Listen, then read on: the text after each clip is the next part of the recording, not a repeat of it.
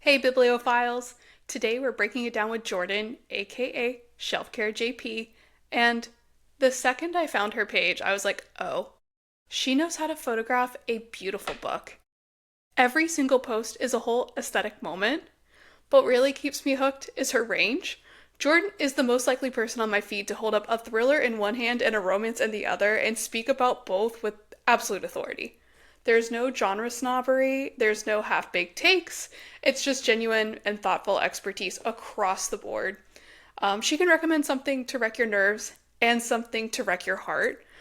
So listen close because I'm sure we're going to go through a wide variety of books. But hey, Jordyn, how are you doing? I'm good. How are you? I'm good. I've been really looking forward to this because the first time I saw your feed, I was like, oh, like these, because I don't photograph books well. Like that's just not my forte.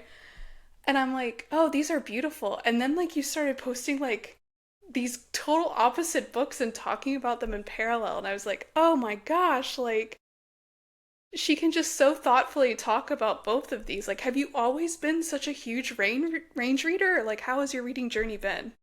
It's actually been like semi a recent journey. I was a big reader growing up because my mom is a literature teacher, and then like my grandma would read to us. She's a huge reader. And then like high school and college and stuff happened, and I was busy, and I just stopped reading. And then like a year, well, probably about 2 years now ago, um, someone gave me The Teacher by Frida McFadden, and I like couldn't put it Okay. down, and I have not stopped reading since. And it started just like thrillers and stuff, and then as I like was like, well, what else is out there? And I started like learning about books from social media.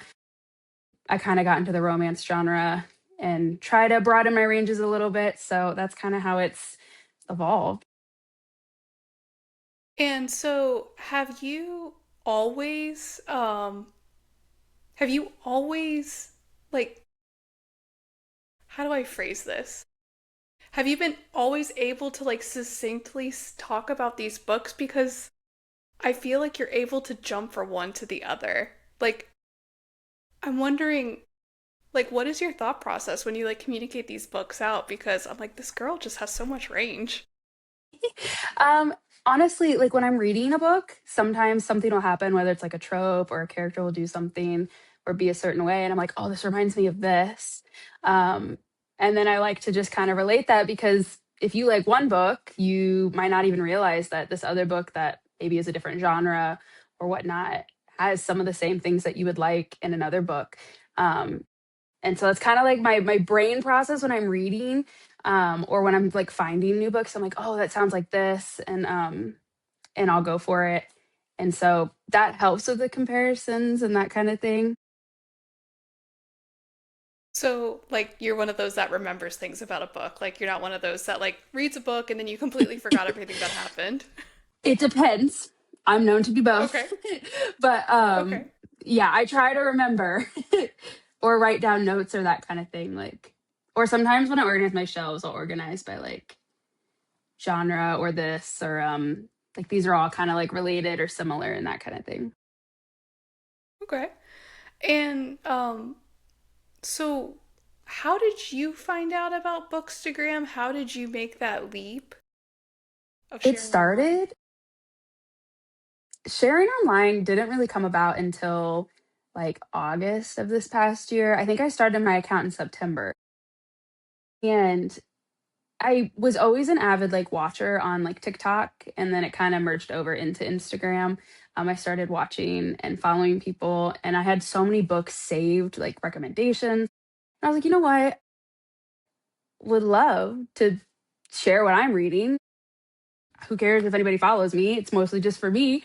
And it's it's been a really nice creative outlet. I find I'm a pretty creative person just like in my life. And so it's been really fun to like put things together and then to like meet people and talk about books and continuously add books to my TBR. So that's kind of how it started.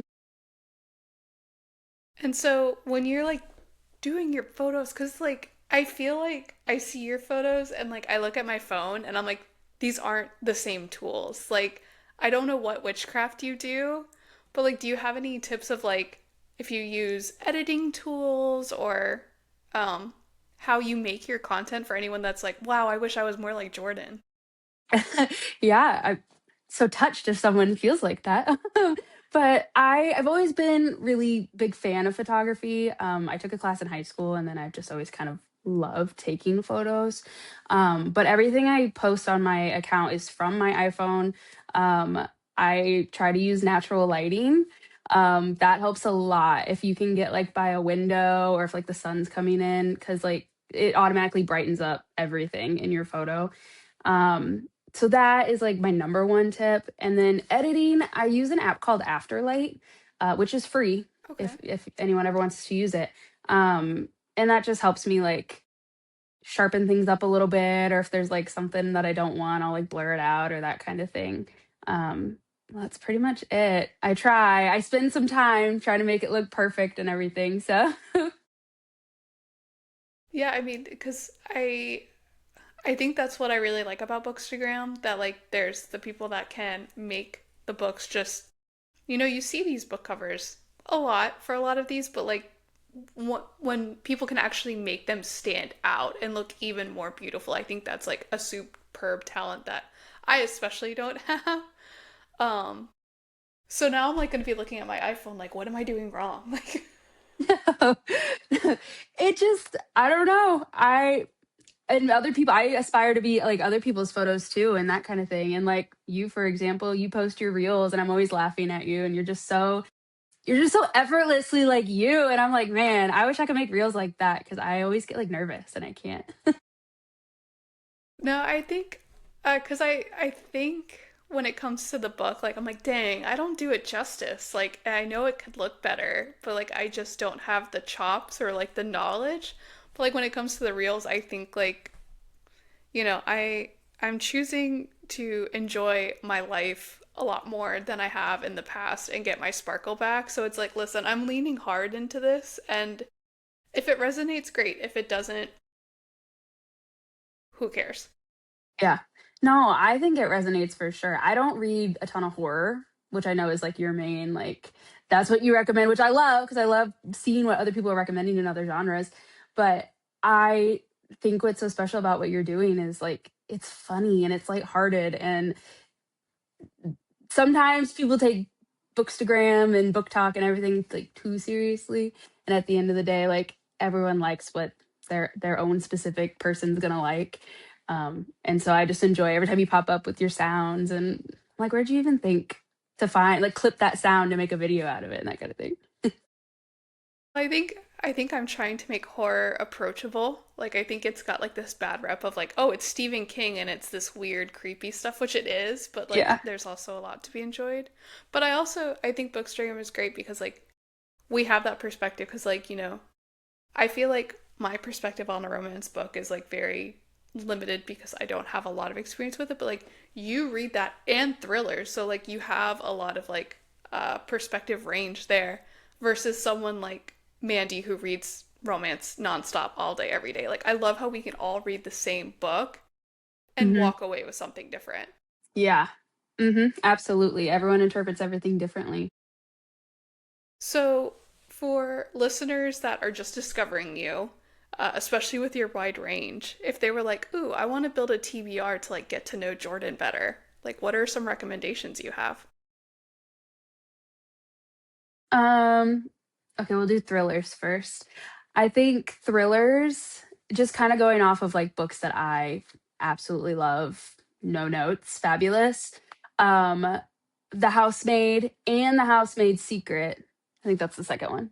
Yeah, that's the second one. Both of those, I feel like the second one doesn't get enough like attention as the first one does.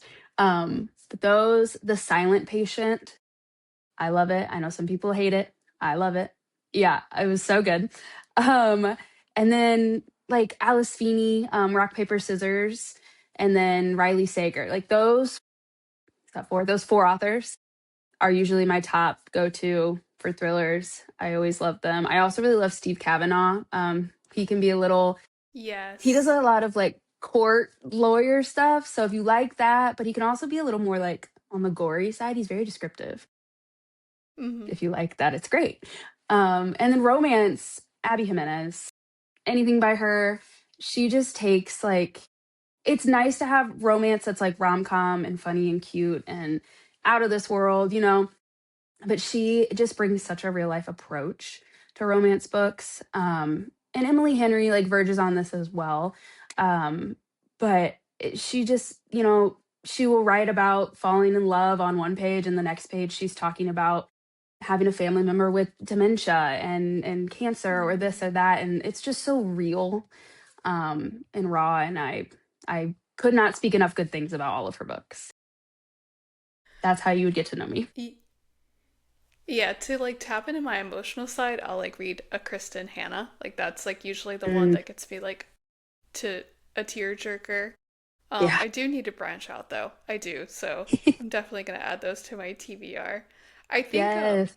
I I think for thrillers though, like you know how like A Court of Thorns and Roses for fantasy girlies and romantasy girlies is like, oh, if you like it, you'd probably like these, and if you don't like it, you'd probably like these.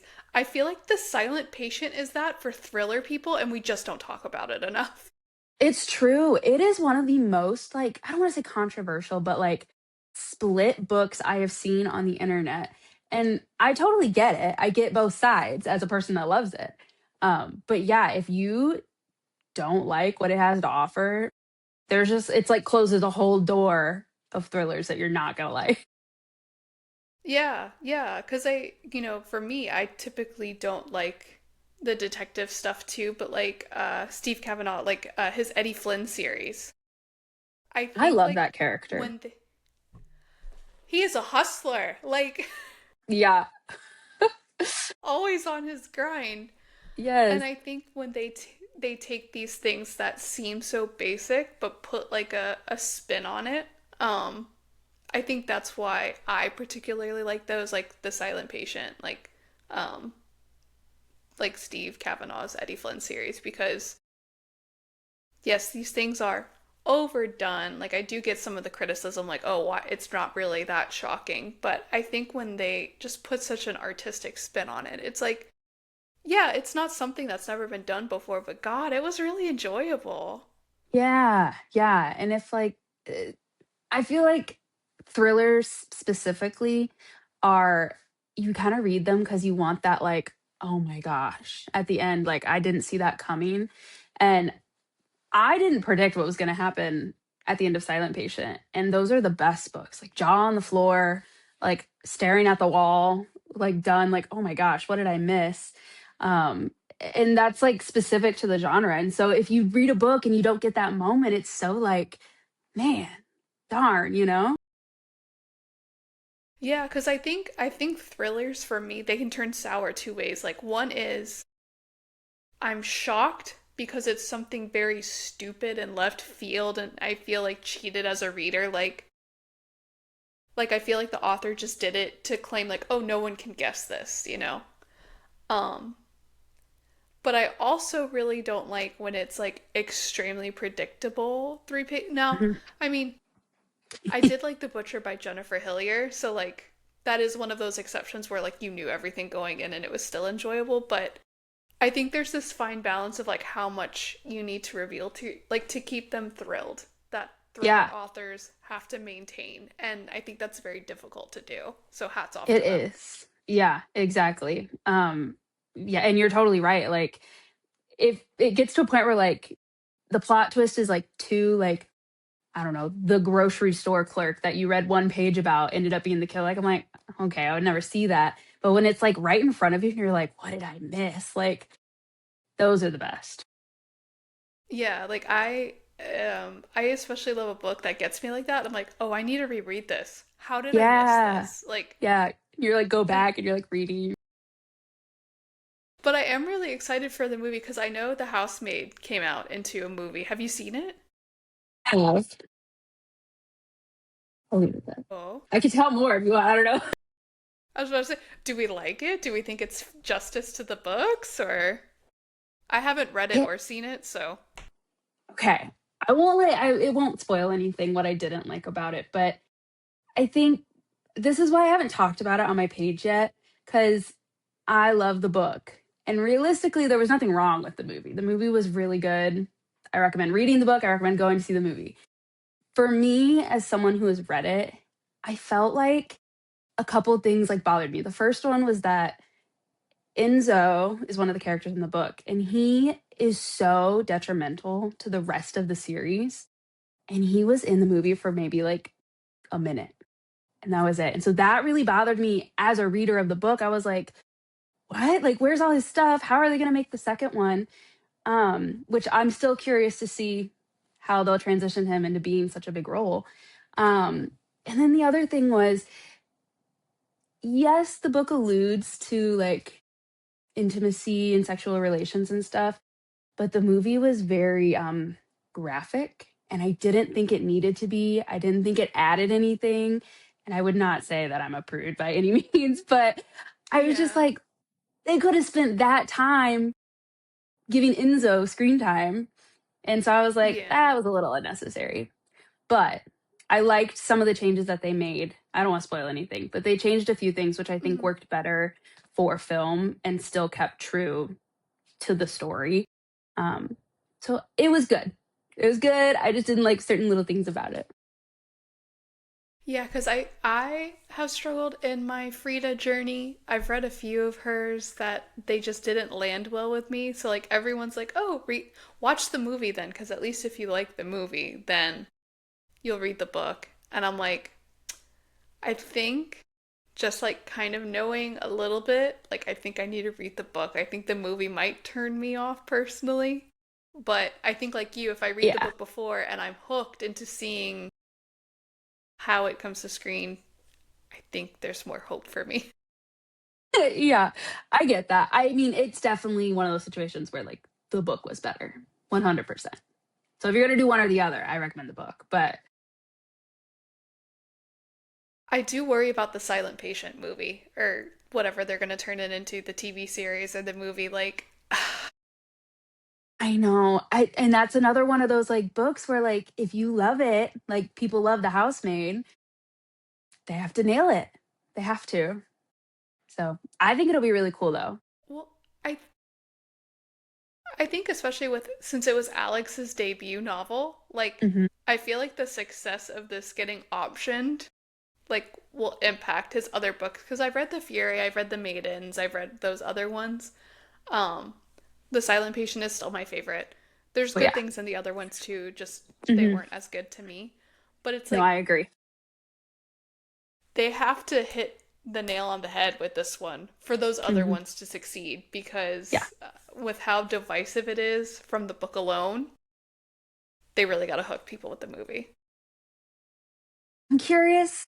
I don't want to say anything, give it away if someone's never read it or anything, but I'm curious to see how they do like certain flashbacks and that kind of thing without Mm-hmm. spoiling too much. And that's all I'm going to say because I don't want to say too much more. Mm-hmm. But you know what I'm thinking. Yeah, because it's just, you know, I've struggled with the pacing, like how it goes like back and forth, back and forth. And then, like, when it all came together, like even I was like, "Oh, this is a struggle bus." Like, but it's finally clicking for me, Yeah. which I think is why some people don't like it too, because like you feel like whiplash, like you're yanked all over the place. Um, I just thought the payoff was worth it. Well, yeah. It's a slow burn in the sense of a thriller. Like it's building, but you just don't know what it's building to. And then it's yeah, so good. Mm-hmm. And then speaking of adaptations, have you seen the His and Hers adaptation by Alice Feeney? I have not. I don't like all of my free time goes to this podcast and reading, so like I'm so behind on what. But is it good? Yeah. Like, is it? I like the actors they casted. I really am a fan Yeah. of both of them so much. Huh. It's amazing. And it's probably one of the best book adaptations I have seen. And that's still, they did change. Honestly, they didn't change a lot, but the ending they changed a bit. Again, which I think worked better for film, but it still was like, it almost like it almost impacted harder the way they like set it up. Mm. But the actors, you're right, they were phenomenal. Um, and so that's one book adaptation that is like you can't miss. You have to watch it. It was so good. Have you read it? I have read it. I had read it a while ago, and it is my Mhm. favorite Alice Feeney book. Oh, yeah. Yeah, like I and when I heard it was coming, I was like, "Oh, I'm so excited!" And then like I randomly decided to start Bookstagram and start this podcast again. But also, The Long Walk by Stephen King, like they made that into a movie, Hmm. um, and that's on my list to watch too. Because I've read the book. The ending made me angry, very angry. Um, there's another person I know that does like movie reviews, like a podcast with his friends, and one of them was like, "Well, I kind of want to read the book because I want answers." And I was like, "No, no, no, no, no! Don't waste your time. If you're not a reader, like you're not gonna get them." Yeah. But they said the ending was drastically different.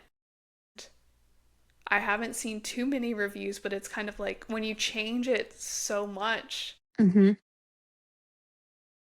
the impact of the fan base, because some get really personal and emotional about it. Yeah. Yeah, because I But have I you read think the Boys of Tom? I was gonna say, I think when you do like an adaptation like that, like you have to know that there are gonna be people that are upset no matter what you do.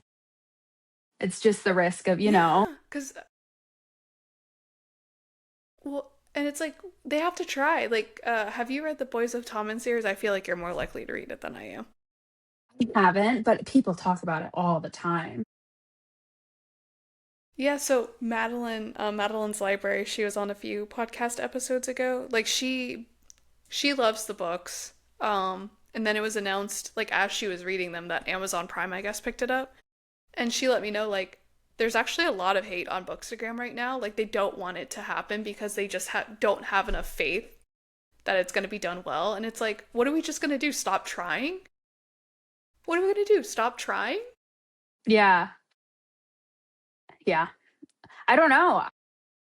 I don't I haven't read it, but I know that I've seen people talking about the adaptation, and I've seen that's kind of another one where like if people love it, it is like the book for them. And then there's people who are like, that was not it. Mm-hmm. That's true. And I think too, what I appreciate about Bookstagram is how passionate we are because we are Yeah. very passionate people. But sometimes I feel like the biggest thing we could do to help ourselves is get out of our own way. Yeah, that's true. Like, I feel like it's like I have a 3-year old, so like Miss Rachel's constantly in loop in my house. So like it's okay to have big feelings, but also at the same time, like you know, I think it's great because there are people that don't like to read and not bashing them. Like this Mhm. hobby is not for everyone, but that's a way that we Yeah. can share this joy with them. And Yeah. so when I hear people being like, "Nope, don't even touch it, don't even try," I'm like, "Oh, Yeah. It's like I've said this before, but like there's always something good to take away from a book or it wouldn't have been published. Like there are people behind it that are backing it and like it, and clearly readers like it, or some readers. And so I just feel like authors and publishers and everything, they just pour so much thought and love and time into these stories. And so I hate it when people are like so negative about something because I'm like, it's fine if it wasn't for you, but you could just say that and move on. You don't have to like tear it apart. yeah, agreed." Because like I'll be the first one to admit, like, not my cup of tea, but if you Hmm. like these things, I could see you Yeah. liking it. And I Hmm. think because I'm not afraid to give like a firm negative review, but Hmm. I put the emphasis on like this is a me thing. It's not the author, it's not the publisher. It's a me and my review. It's not a reflection of this person's work, which I feel like gets lost in Bookstagram sometimes. Like people just think they're the authoritative voice, and it's like, no, no, no. Let's calm down. Like we're all just girls that are trying to yap about books because we don't know enough people in our actual lives. Like, Right? let's be realistic.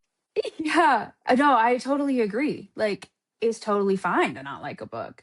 But like you said, like telling someone to like not even go near it, it's terrible, it was trash. Like, what if, I just feel like it turns me off when like I see something or someone like speaking so horribly about a book that I loved. And I'm like, okay, well, we probably aren't meant to be friends then, because like it's fine if you didn't like it, but if you didn't like it that much, I don't know. Well, and so what are your thoughts? I don't know if you've seen like I know on the horror side of things, there have been a lot of like, well, AI wrote that claims. I haven't seen any of What that. are your I thoughts believe on it. it? Oh, really? No, no, no. I believe that Really? people are saying it. I believe people are saying it. So people are Yeah. saying like authors are using AI to write stuff, or Mhm. Yeah, so I was actually reading a book. I won't name it. It was a horror book. I got an advanced reading copy. Um, and so usually what I do when I post my book reviews, like when I'm done reading the book, I immediately go to like Goodreads and Storygraph and write my review when it's fresh. And then when I'm ready to post, I'll like edit my review and copy and paste. And so I read it, I wrote my review, and like a week later I went and I actually got a notification on Goodreads saying like, no, no, no, we're no longer taking reviews on this book, which is a first for me. Um, and then I looked into it, and there was a lot of drama around AI for the cover art and stolen art, like merged with AI. And then there was some even accusing that like the entire book itself was written by AI. And and that that was made you me. didn't get that when you read it, but that's what the claims were. Like when you read it, did you feel that something was off about it? I mean, I did, but it's kind of like there's like that genre of horror like Night Bitch by Rachel Yoder, if I'm pronouncing that correctly, where it's like it's just eerie weird. And so it's like reading the Blair Witch Project almost because like it's just broken and very Yeah. emotional. So like, and the thing that I struggle with is like I work with AI like for a living. Like Yeah. I I deal with IT like for a living, test like different software vendors and their AI. And so I'm actually in AI like at least a few times every day. And so I would never feel comfortable being like this entire thing was written by AI. And so It's a I bold wonder for the claim. people that do like yeah. Yeah. Yeah, yeah, and there's nothing out there that is a 100% detection proof AI. Like that will be the next multi-billion dollar software, I guarantee it. So, I just think for people to say like, "Oh, completely written by AI." Like that has a real impact on the author and the publisher and their reputation. Yeah. And I'm kind of scared to see that thrown around so lightly, like I've been seeing on Bookstagram lately. Yeah. I mean, I think like with like artwork or like pictures, I still think it's pretty obvious because like things always look wonky, like someone has an extra finger or like that kind of thing. Yeah. But like there's so many different writing styles that that could just be the way that person forms their sentences. And then you have the whole other thing Mhm. of like if it was translated, usually sometimes those have like sentences that are like kind of wonky. So it's definitely a bold claim. I haven't seen it on my side or anyone that I follow. I haven't seen any claims of that kind of thing. Um, but I mean, you're like AI is just growing, and that is something that I definitely believe people are going to start speculating. And I don't know. It's definitely scary for the writing community for sure. Yeah, cuz I mean, there's been a lot of claims that Frida is using AI and that's how she's publishing so many books so quickly. She doesn't sleep. She has like a book a month. It's crazy. I don't think she's using AI, but it's just, she really does publish so many books. She does. Like that woman. knows how to work. Because she also, I read, because I was reading an interview where they asked her about it, and I was like, oh, I wonder if this is like them trying to handle like the rumors. And she said she actually still practices, cause she's a doctor. I forget her specialty. Like she's a practicing physician. Yeah, Um, she is. Well, I wonder if it says in one of the back in her author note. with her like beautiful photo. Look. Yeah. By the way, I'm a brain surgeon. Yeah. That'd be crazy if she was. It's not that. No, I don't think it says. I'm sure it would if you looked on her Let me website look or it up. something, Oh. but are you looking it up? Yeah. Uh, yes. Brain injury medicine. Is Holding she a really? medical degree from Harvard Medical School. She's a talented woman. Brain injury, traumatic brain injury. Wow. But yeah, so in her interview, she's like, I work like 1 to 2 days a week. Like she's scaled it back. Um, but I'm like, there's also ghostwriting. That's a thing. Like it doesn't have to be AI. Yeah. And it is. And I don't think there's anything necessarily wrong with ghostwriting. I mean, those people work hard and make their living. And um, if a story's good, a story's good. I'm sure behind the scenes, people are getting the credit and it's the way that they're working. And that's fine, in my opinion. I don't care. How would I know? Yeah. Yeah. Well, I mean, like, if you can just come up with all of these amazing, because I mean, she's a bestseller for a reason. Even if she's using ghostwriting, I would be willing to say that like those ideas are genuinely hers at its Yeah. core, and to Yeah. come up with so many that are doing so well, like she definitely has a talent. And if she's Yeah. actually like hands on, because she did say like, I work on them multiple times at once. Like I'm a bad multitasker, but maybe she's like the multitasking queen that I just need to aspire to. Yeah. That I don't know how she would keep it all straight. I mean, what I will say is though, like she has got it down to like a science. I mean, her books follow a formula. And I think that's why, like, if you're a Frida fan, you kind of like everything she writes. Um, and so I mean, she maybe has it down to a science and can keep it all straight, but that's a lot. I'm like, I don't want to say she's cozy mystery because obviously she's not. She's definitely in the thriller realm, but I feel like she's making this new generation of like people like Frida because like there's a certain vibe to her and they Hmm. take comfort in that. So I feel Yeah. like she's bringing like cozy mystery vibes to the thriller genre, which I think is really cool and has not happened before. Yeah, I agree. And it's definitely like I said, like all her books are very similar in like plot, climax, conclusion, all of that. Um, but she's like mastered the fast-paced thriller. There's like you can sit down and read a whole Freida McFadden and they're like 300 pages. They're like every other book and Mm-hmm. she's mastered it. She's the queen. Yeah, yeah. She definitely like she knows how to hustle. So I respect the Yeah. hustle. Like that's the thing. If you work hard, like I respect the hell out of you because, you know, not a lot of people, I mean, we see it on Bookstagram like there's a lot of people that are also promoting their books and their debut novels and we see the effort that goes into them. And so to not only achieve this once but multiple times over, I think is a testament to Yeah, her talent. So, got to give absolutely. credit where it's due. Yeah, definitely. So, what is a book that you think people would be surprised that you've read and enjoyed? Hmm. Maybe I don't know if this would be a surprise, but I loved The Midnight Library. I know that was popular on socials, I don't know, a year ago or so. Um, but I loved it. It was a five-star read for me, and I just think that that's not really a genre I normally read.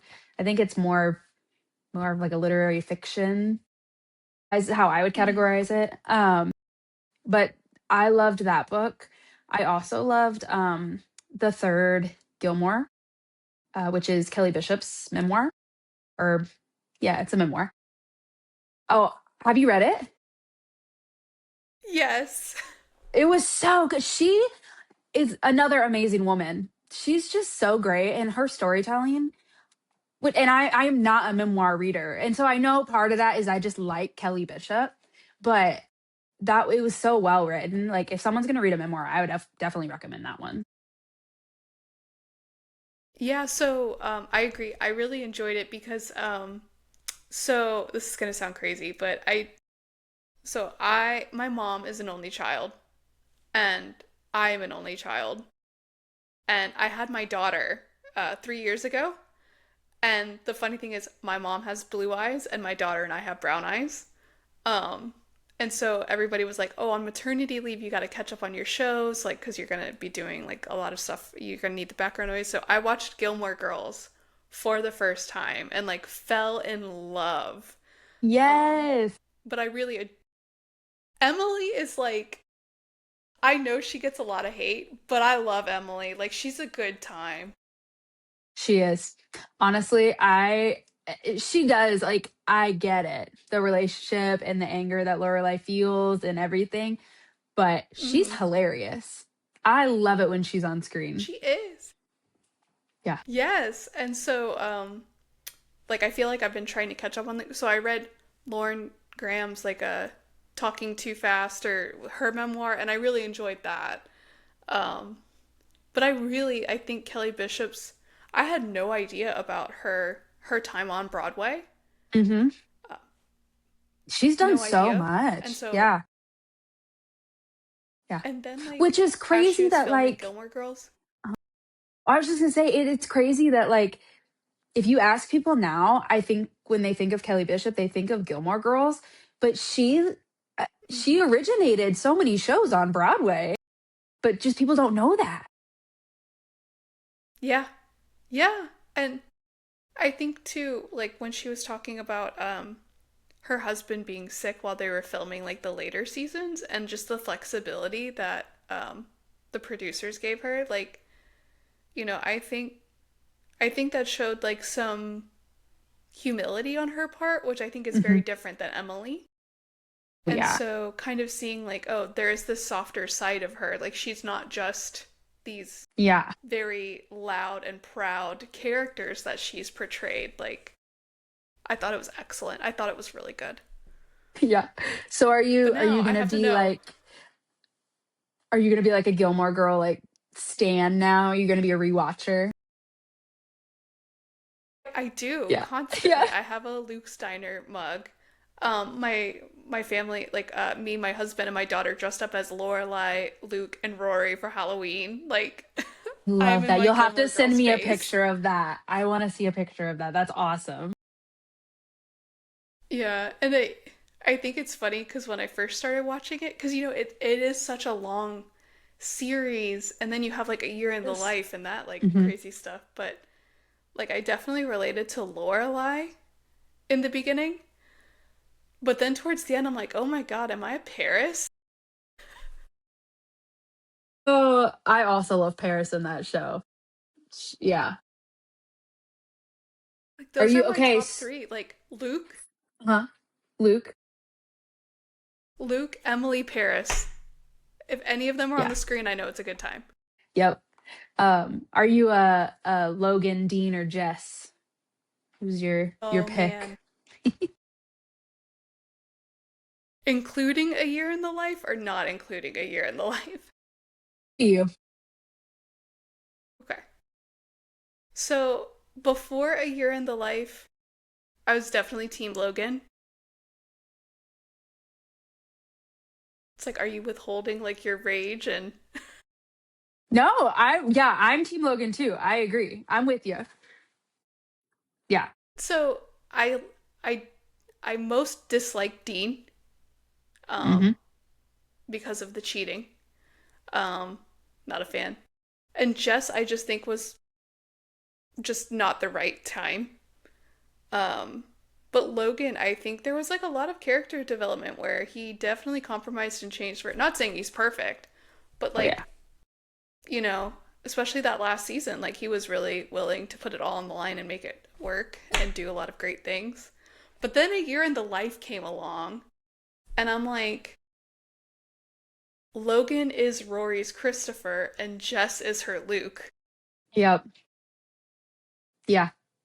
I I also love Logan, not only because he changed, but I feel like it was so good for Rory, and she changed so much, but in a good way. Like, she was so, Rory, and then she started, like, going with the secret society and doing all this crazy stuff that she would have never done. She really got out of her shell is what it is, but also I think it made her stronger too because she was not putting up with him and his craziness, which made him change. Yeah, and agreed. And I always give Jess credit. Like, Jess is the reason Rory went back to Yale. Like, Yes. no doubt about If it. if But, like, Jess would have come back into the picture, I would be team Jess. The way he was in those like 3 episodes that he like came back in, mm, perfect. I agree. But I think what a lot of people don't like Logan for, but like in the episode, like it's the same episode where like Jess is like, "What do you mean you're not going to Yale? Like, what do you mean?" Yeah. Like Rory goes back into the bar and she's like, what am I doing with my life? Like, and she kind of starts like blaming Logan, and Logan's like he's kind of holding her accountable. Like, Rory, you wanted this, and Yeah. I feel like the reason why I'm Team Logan in this series is because I hate Rory. She's the worst character. Yeah. And he was the only one. Him and his father were the only one to ever be like, Rory, you're not that great. Yeah. She it was good for her to grow and change, but I also liked her less and less as the show went on. Yeah, Um, but I agree. And you know what? It like he was in a hard situation. Like he wanted to support her, but like then it definitely turns around and backfires on him and she's like, "Why didn't you make me do this?" But he just couldn't win in that situation. Yeah. exactly. So like I kind of respect him for like not lying down and Mhm. just taking it. Mhm. So I think when people are like, "Oh no, Logan's not that great for her," it's like, but like if you actually when they're fighting, get it from his perspective, like he's usually just holding her accountable. I mean, granted, there's times he's drunk and he's not the greatest person, and like he's Right. trying to rebel against his father, but like he's actually the only one to like tell Rory how it is sometimes. Yeah, absolutely. So on that note, have you read like for Gilmore Girls fans? Do you know any books that kind of like capture that vibe? So people make a lot of comparisons to Lori Gilmore's Pumpkin Spice Cafe or the Dream Harbor series, like the Pumpkin Spice Cafe and all Yes, I've those. seen that. I would agree to a sense. Like if you like the small town, um, I could see a little bit of like Luke and Lorelai in it. Um, it's definitely like a Stars Hollow town, but if I don't think you'll Mm-hmm. like it just because you like Gilmore Girls. I think it's Mm, funny that her last name is also Gilmore. But I think if you love Gilmore Girls, you're gonna like this. I think people are gonna go into it with a different perspective than what it actually mm, is. mm. No, I just finished reading The Academy by Ellen Hildebrand and her daughter Shelby Cunningham. It was kind of I could see it giving Gilmore Girl vibes. Um, in the sense that it's like an elite school, like maybe like when she's in Yale, there's like a secret society and that kind of thing. Mm. But it also really gave Gossip Girl vibes. If you're a fan of Gossip Girl, you should read The Academy.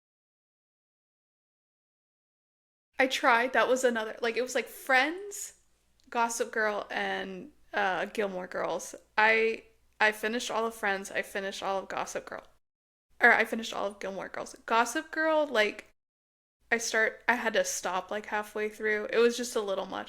But what's really funny is like, and this is just revealing how old I am. Like a lot of the jewelry in like season 3 and 4 was like a by a designer named Tarina Tarantino. And I actually worked at a store that sold that jewelry Oh, really? at the time Gossip Girl was a thing. But I didn't watch Gossip Girl at the time. So like people would come in and be like, I want it from like this episode. And I'd be like, what color were they? Yeah, like when I watched Gossip Girl later in life, I was like, wow, okay, I get it now. Yeah. It's I I feel like if you're gonna watch it, you need to watch it in, like, high school, college, because I think if we watch it now as adults, we're like, "This is so not real." Like, I don't care how rich you are, there's no way. And I'm sure if you've watched it semi recently, I'm sure that it's very outdated too. So, if you didn't Yeah. like it, I don't And blame you. well, I did like Blair. Blair, that's her Mhm. name? Yeah, The well, brunette. the brunette, I yeah. did like Mhm. her. Cuz she was like Paris,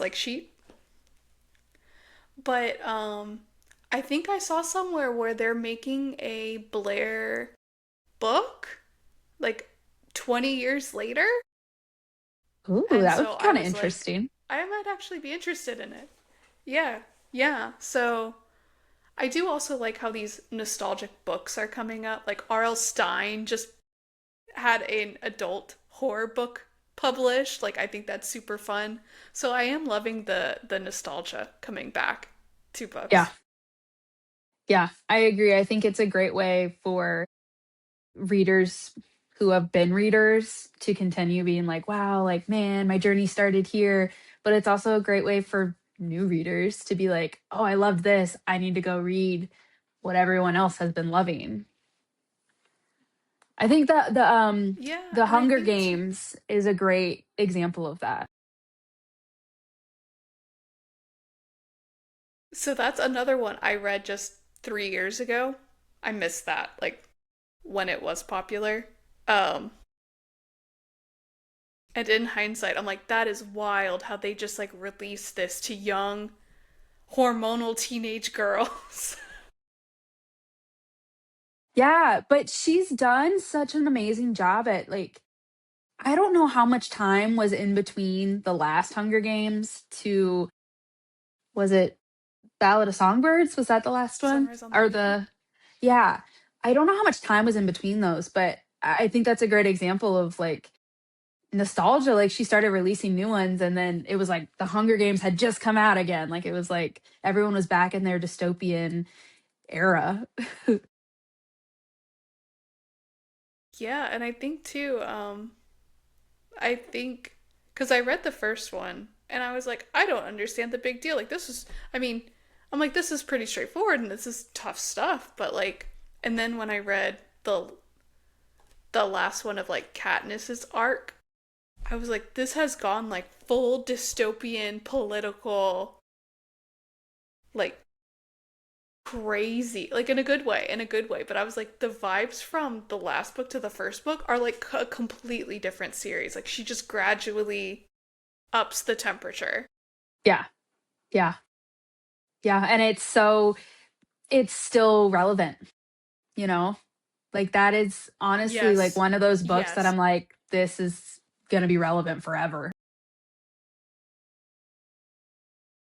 Yeah, I agree. And I think too, because there's actually been like a few books that have talked about like children participating in like these entertainment at their own risk rituals.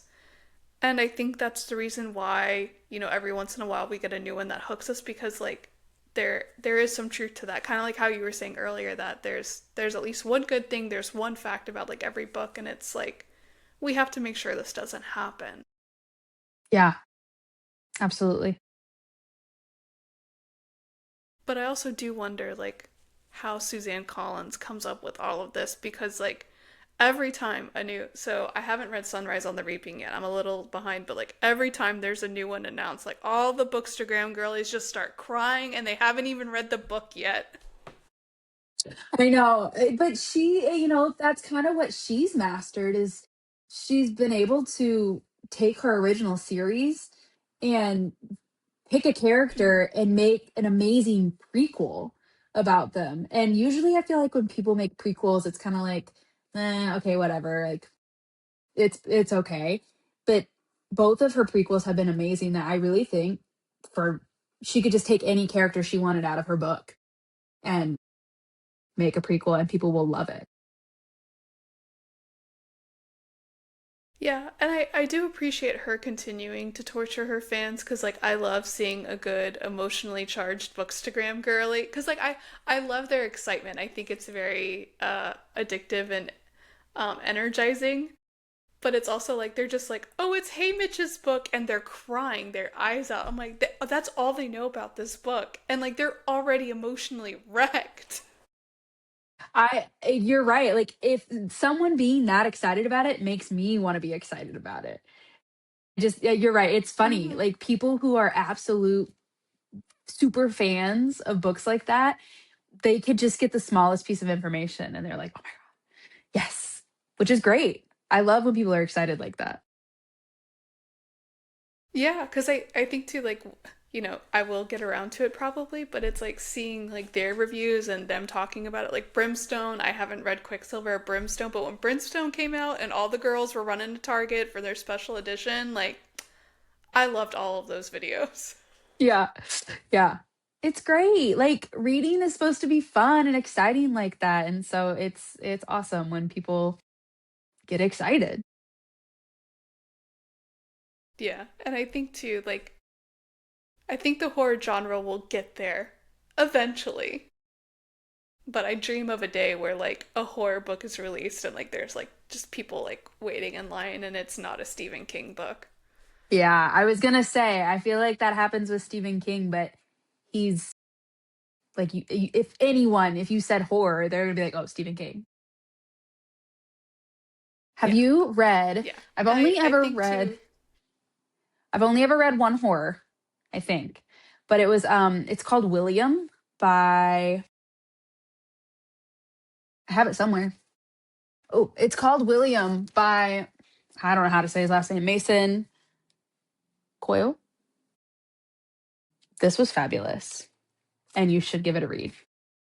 that that was on my TBR. I actually got gifted a copy.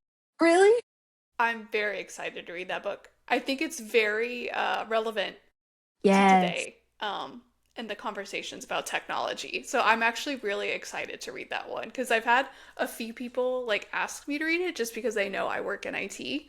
And I just haven't gotten around to it yet. But I'm super excited about that book. And hearing that you really like it too has made me more excited. I did, and that's coming from someone that's not a big horror person, and just because I haven't tapped into it, I'm sure there's lots of horror books I would like. Um, but it was a fast read too. I think that's what I appreciated about it was that it was kind of short and like as someone who doesn't typically read that genre, I was able to stay engaged with it, Mhm. and it was yeah. And as someone who works in IT, you're right. I think you'll find parts of it like way more interesting than I did, related to the tech part of it. Yeah, because I'm not gonna lie, usually when it's mentioned in a book, I'm like, this is not accurate. Like, it's just the verb, like, it doesn't, because, like, I think I read in one book, it was like, they're gonna bring the cloud down. They turned the cloud offline. I'm like, that's not how this works. Like, I mean, is it possible? Yes, but like, what they're about to do is in no way, shape, or form going to accomplish this. Um, So I'm very interested to see like if it is a realistic, semi-realistic look into like the techie side of things because I do think that is like I call them subtropes of horror. Like technology has always been a huge subtrope of horror. I think it's very understated, but it's finally getting back into the spotlight. Like John Mars has a book called The Passengers. I don't know if you've heard of it. I haven't read too much John Mars, so I've probably seen it, but I've not read it. It's about like self-driving electric cars um, that get hacked, Ooh. and it's got like eight strangers, and like there's someone that's hacked them, and they're on a collision course to each other, and they have to reveal like these disgusting secrets about themselves. Um, and I thought that one actually was very well explained from a technical perspective of how easy it could be done, and the dependency of technology. And they actually had a political spin too of like, how the government encourages like these electric self-driving cars like for compliance purposes and like it my hat's off to John Waters. Like I thought that was a technology horror that was done extremely well. So if I'll let you know when I'm done with William if that's a solid recommendation for you too, but I'm excited for the new era of technology horror. Well, I'm excited to see what you think of William because I don't know anything about technology. So I'm curious now to see how much of that is kind of accurate. Well, and I think too like I think I get very narrow scoped, and that's why I do enjoy your feed so much because it's like, oh, like look at this multiple breaths of fresh air. Look at this like these three books that are like from three completely different genres stacked together and looked so pretty, like reminding me there's other stuff out there besides horror. I'm glad that you enjoy it. Always, always. But yeah, so Jordyn, for those of you that are listening that want to know more and follow you on Instagram, can you get them up to speed on what your current read is or your current reads, plural? Yeah, I'm currently reading Crooked Kingdom, which is the sequel Six of Crows, which is not my normal genre. I'm pretty sure that's categorized under fantasy, which I don't like ever read fantasy. So that one aside, um, like I said, I just finished The Academy, and I just Mhm. finished.